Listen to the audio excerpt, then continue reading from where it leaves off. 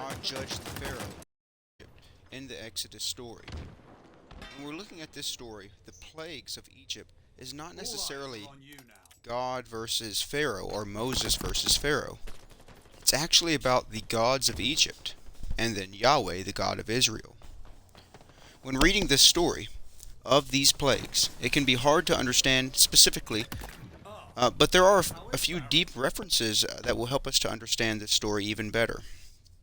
First, when we're looking at the Passover story in Exodus chapter 12, we can see that right at the end of this passage in chapter 12, God says, "Tonight I will have victory over the gods of Egypt."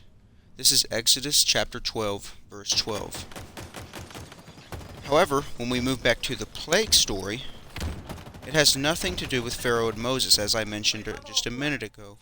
It's Yahweh fighting against the other gods. Yahweh showing his uniqueness, his power against the other gods. It has nothing to do with just the humans, because the humans are just his tools he's using to get this message across to all of these things in Egypt. All of the plagues that are mentioned are judgments on the Egyptian gods. For example, in Exodus chapter 7, verses 20 through 25, this is the moment where Moses turns the Nile River into blood through Yahweh, through God.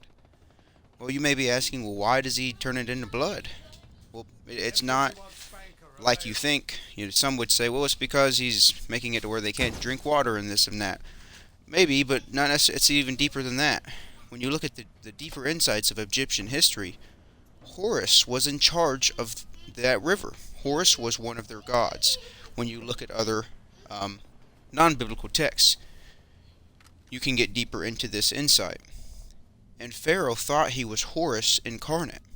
So, by changing, making the river turn into blood, all that's happening here is God is showing that Horus, their God, is weaker than Yahweh. Yahweh is showing his unique power in comparison to the other gods by destroying them. The second was the frogs. This would be the next plague that comes about. This attacks the god Heket, who is in charge of the amount of frogs in the area and in the Nile River. As you can imagine, having tons of frogs would be a very annoying and messy situation. So again, Yahweh is doing nothing but showing that he can destroy all of their gods. They are too weak. Yahweh is unique in comparison to all of the other gods. The third and the fourth plagues are about gnats and flies. This plague destroyed Egypt's gods of the priestly roles. This destroyed their ritual devotions to their gods.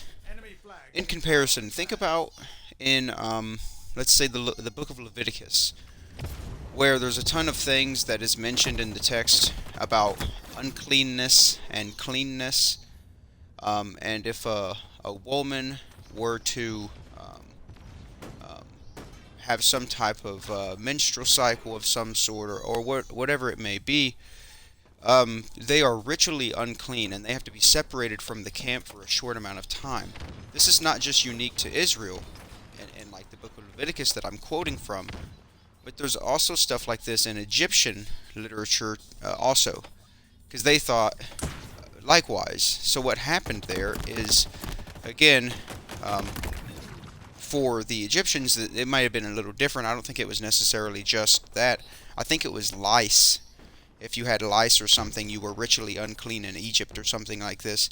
It has nothing to do with like you're immoral, but what would happen is that you were unclean for this specific part, and since the gods are higher than you, or Yahweh is higher than you, if we're looking back into Israel concepts, they would stop that so that they would take the person out of the camp so that it would show that God is set apart. That's what holy means, to be set apart, right?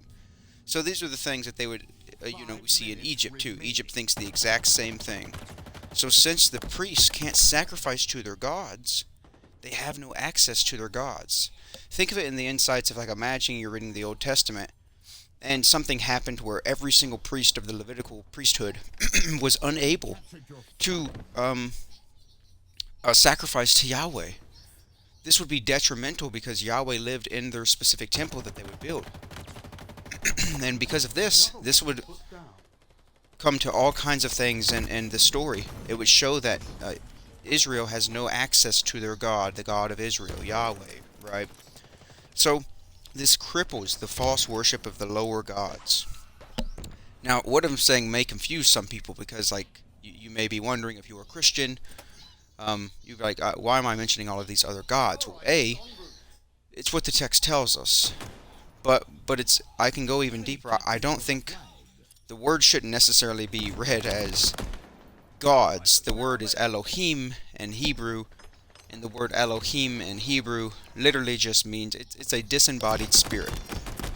As I use Mike Heiser as a source to come to that kind of conclusion. So that's really all that's happening, and we just translate it into the English version as God or gods. So that's basically how we go about that. So we shouldn't be concerned when we read in these passages that we see like, oh, God and gods and stuff like this. Because it is what the text says, but we have to remember that's the English translation of what's specifically going on there. However, that is what the entire Old Testament is about. The gods against Yahweh. Yahweh against the other gods. That's what the Old Testament is about. So, we see this continually throughout the story of Jesus too, because what happens is we see when the Israelites are in the wilderness and they're tempted and all of this, Jesus gets the same type of thing. Jesus is